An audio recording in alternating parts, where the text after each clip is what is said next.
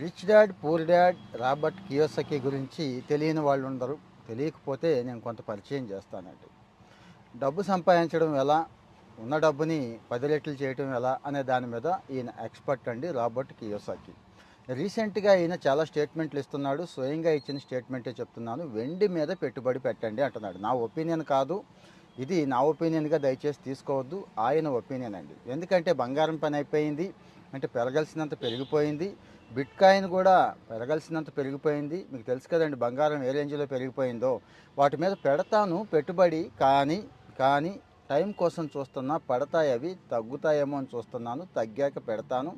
ప్రస్తుతానికైతే వెండి, ఏది పెరుగుతున్న ద్రవ్యోల్బణం కావచ్చు, లేకపోతే పారిశ్రామిక అవసరాలు కావచ్చు, ఇక చాలా ఉంది కదండి. ప్రపంచవ్యాప్తంగా అనిశ్చితి, ఎప్పుడైతే ఈ గీటింగులు యుద్ధాలు బాగా జరుగుతాయో ఎవడు దేన్ని నమ్మడండి.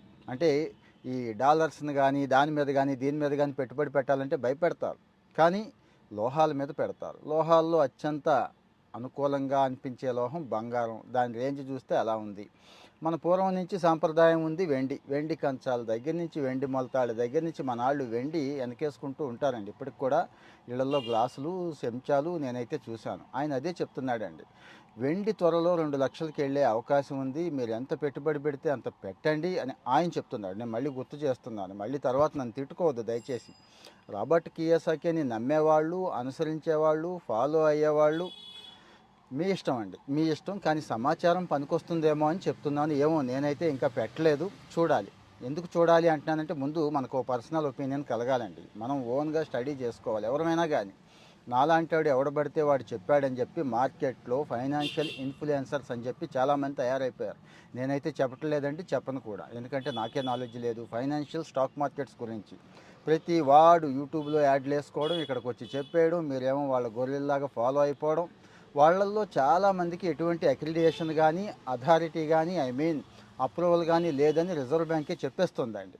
సో మరొకసారి చెక్ చేసుకోండి అలాంటి వాళ్ళని. అక్కడ కూడా కోర్సులు ఉన్నాయండి, ఆ కోర్సులు కంప్లీట్ చేయాలి, ఆ ఎథిక్స్ ఫాలో అవ్వాలి. వాళ్ళు మాత్రమే ఫైనాన్షియల్ ఇన్ఫ్లుయెన్సర్స్ అంటాం. కానీ ఈరోజు సోషల్ మీడియాలో ఉన్న ఇన్ఫ్లుయెన్సర్స్లో 95% వీళ్ళే, ఈ బ్యాచే, ఏది ఎటువంటి నాలెడ్జి అప్రూవల్స్ లేని వాళ్ళే ఉన్నారని చెప్పడం కూడా నా ఉద్దేశం. సో మరి బంగారం మీద పెడతారా, వెండి మీద పెడతారా అనేది మీ ఇష్టం. క్రిప్టో మీద అయితే దయచేసి వద్దు. భారతదేశంలో అనుమతులు లేవు, అప్రూవల్స్ లేవు, భవిష్యత్తులో ఇబ్బంది పడే అవకాశం ఉంటుంది. కాబట్టి లోహాల మీద మంచిదే, కానీ ఏ లోహం మీద ఎప్పుడు ఎలా పెట్టాలి అనేది మాత్రం చాయిస్. కియోసాకి మాత్రం ప్రస్తుతానికి వెండి వెండి వెండి అని చాలాసార్లు చెప్పాడు. ఆయన ట్విట్టర్ పోస్ట్ కూడా నేను ఇక్కడ చూపిస్తున్నాను.